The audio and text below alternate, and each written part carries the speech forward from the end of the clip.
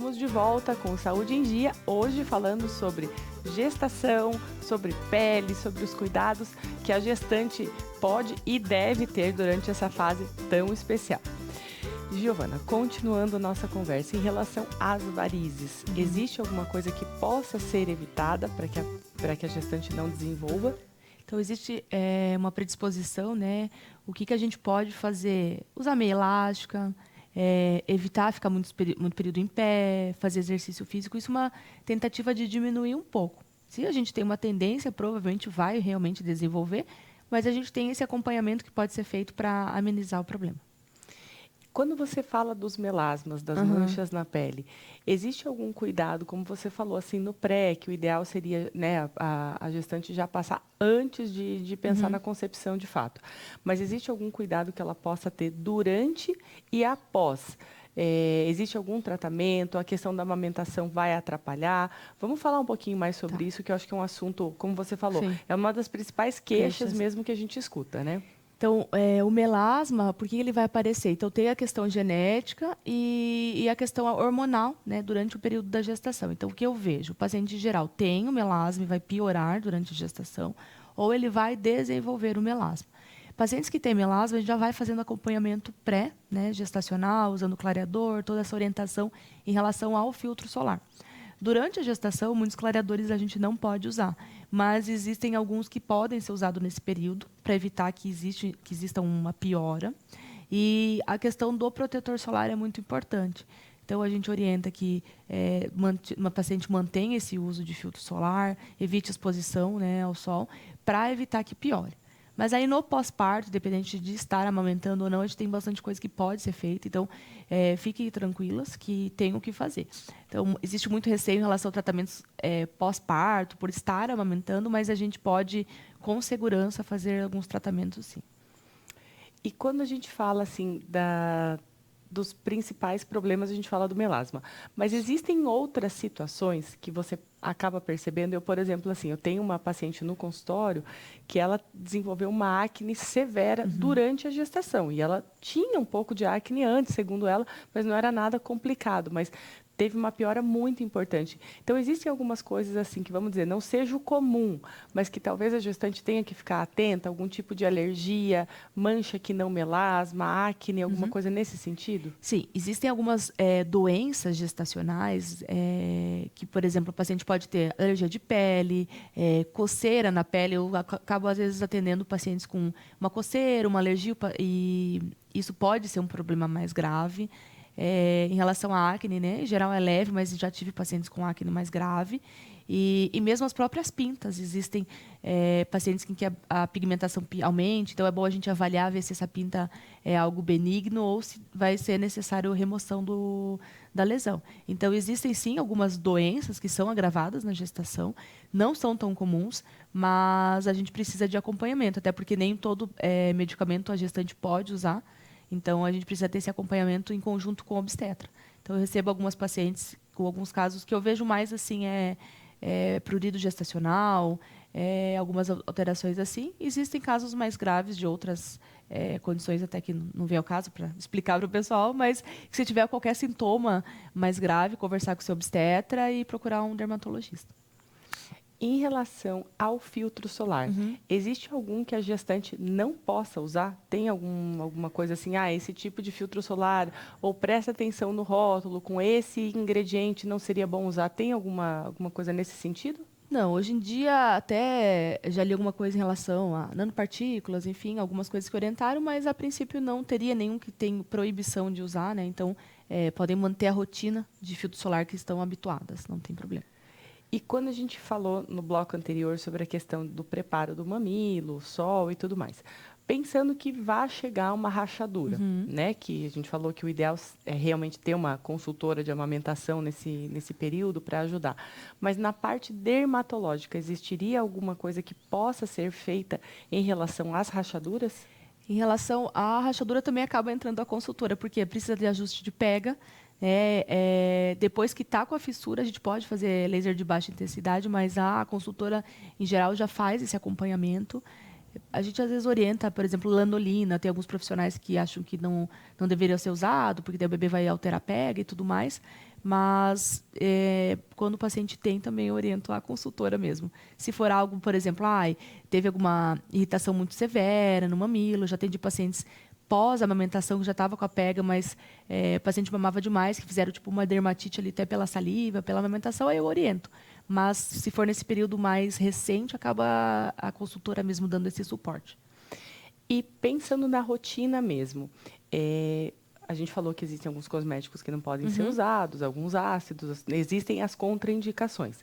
Mas a rotina, vamos pensar lá, uma limpeza com um sabonete, alguma coisa específica, um tônico, um filtro, um hidratante. Essa rotina, ela precisa ser alterada, salvo as contraindicações. Mas assim, não é muito bom usar tônico, ou tenha cuidado com o tipo de sabonete, como você falou, ácido salicílico não é interessante que seja usado. Tem alguma coisa na rotina básica do cuidado da pele que ela deva prestar mais atenção? Então, em geral, o sabonete, pacientes que têm a pele oleosa, em geral, usam sabonetes com ácido salicílico. Então, ficar atento ao rótulo, que é o que a gente acaba mais trocando. Essa rotina de antidade também. Então, mesmo que você compre um cosmético na farmácia, em geral, tem algum ácido, alguma coisa que não pode ser usado. Mas, em relação ao hidratante, protetor, em geral, bem tranquilo. O que a gente pode manter na rotina seria a vitamina C, niacinamida, que são produtos antioxidantes que a gente usa de manhã, que não tem problema. O próprio ácido azelaico, que é o azelã, que ele é um clareador fraco e a gente usa também para espinha, pode ser mantido durante a gestação. O ácido glicólico também. Então, não precisa ficar abandonada nesse período, né? Só porque engravidou não pode fazer mais nada. Não então, pode existem fazer mais nada. produtos para manter sua rotina normal. E a questão, quando você falou do prurido gestacional, tem a ver com a questão da hidratação da pele também? Então, assim, se eu não tomei bastante água, se eu não estou bem hidratada, ou até a questão da alimentação mesmo, ela acaba propiciando essa questão do prurido? Então, em relação à pele, quanto mais seca, a gente pode ter uma tendência de ter mais coceira, né? Então, a gente orienta a hidratação. Mas aí o que entra diferencial é pacientes que fazem colestase hepática, enfim, que é uma condição não tão comum na gestação, que poderia ser um diferencial que a gente se preocupa mais. Mas a hidratação pode ajudar a ter um conforto melhor, se a pessoa tiver. Em geral, pacientes que fazem uma dermatite prurido são pacientes que já têm uma atopia, alguma tendência a ter uma alergia a mais, e aí na gestação pode ter uma piora desses sintomas. Em relação à questão de doenças metabólicas, assim, vou puxar a sardinha para o meu lado aqui. Pacientes, por exemplo, as pacientes diabéticas que acabam engravidando, e existe também o diabetes gestacional, que é uma condição também que a gente sabe que muitas mulheres não eram diabéticas, mas acabam desenvolvendo diabetes durante a gestação. Existe alguma condição metabólica que esteja ligado com alguma alteração de pele? Pacientes com diabetes, por exemplo, têm mais tendência a isso ou aquilo? Tem alguma coisa que você vê com mais frequência nas gestantes que tem alguma alteração metabólica de base? Em geral, não, né? O que a gente pensa, assim, sei lá, por pensar, acantose nigricans, né? Que seria a pigmentação, é algo que ela já tem antes, mas não vejo relação de nenhuma doença, assim, ela tem, eu vejo que tem mais, não consigo ver essa relação, assim. Essa situação. Em relação a outro tipo de cuidado que a gente possa não ter abordado aqui, mas que você acha interessante falar, você acha que vale a pena mencionar para ela ter algum tipo de cuidado? Ou, na minha família tem histórico de câncer de pele, tem alguma coisa que, embora não esteja de fato relacionado, mas alguma coisa que ela deva ficar mais atenta? Acho que, pensando assim no geral, é a questão de pintas mesmo, ver se tiver alguma mudança nas suas pintas, procurar um profissional, porque algumas lesões a gente acaba tirando mesmo na gestação, e seria mais isso. E programar seu pós-parto, que aí, dependendo do bebê nasceu, a gente pode fazer acompanhamento para tratar estrias, se aparecerem, quanto antes, né, é melhor. Vou te fazer uma pergunta mais específica, assim, não tem tanto a ver com a dermatologia, mas indiretamente tem. Quando você fala, por exemplo, da vitamina C, a gente sabe que as frutas cítricas têm mais a questão da vitamina C também. Aquela conversa do limão, da laranja e tal. Então, vamos pensar assim, a gestante está lá se preparando e sabe da importância da vitamina C. Então, além dela usar a vitamina C tópica, ela também capricha um pouquinho mais na ingesta de vitamina C. Quando a gente fala dessas frutas e tal, de fato, precisa ter esse cuidado quando vai se expor ao sol, né? Em relação a lavar bem as mãos, lavar até... Eu sou mais... tendo a ser mais exagerada nisso, então, assim, até boca, tudo para realmente evitar qualquer tipo de mancha. Mas, de fato, isso existe mesmo, Giovana? Sim, isso a gente chama de fitofotodermatose. Então, algumas frutas, mesmo alimentos, têm produtos que podem ficar na pele.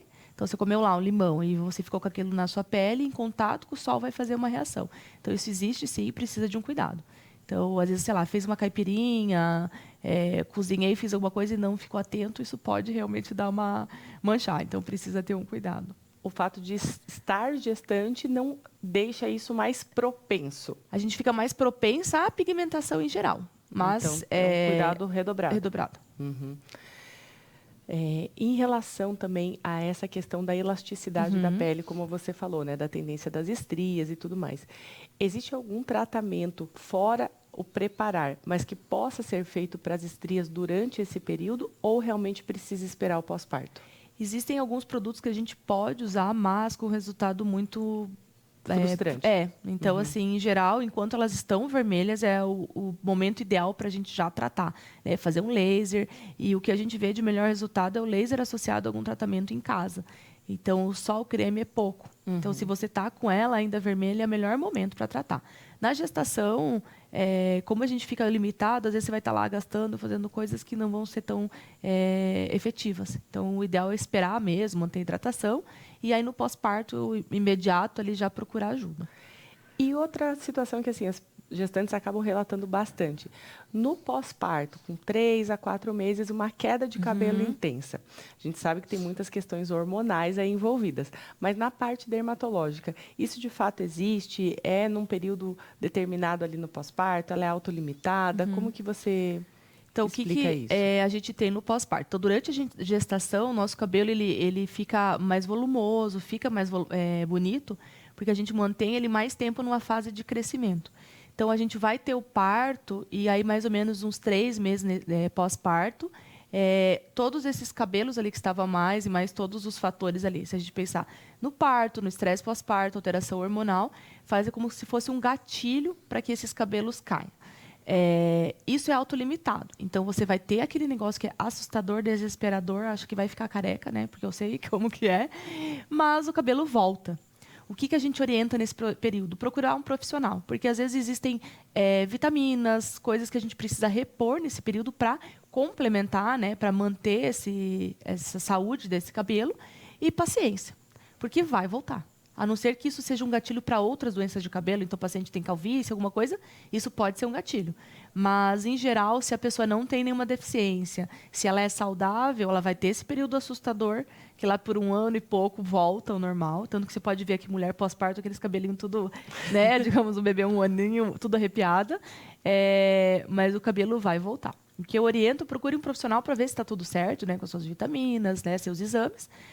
Estando tudo bem, ter paciência, acompanhar e fica tranquila que, em geral, volta. Assim. Acaba voltando.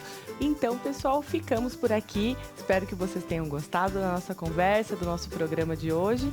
Eu sou a doutora Thaís e recebi a doutora Giovana Bombonato hoje falando sobre gestação e pele.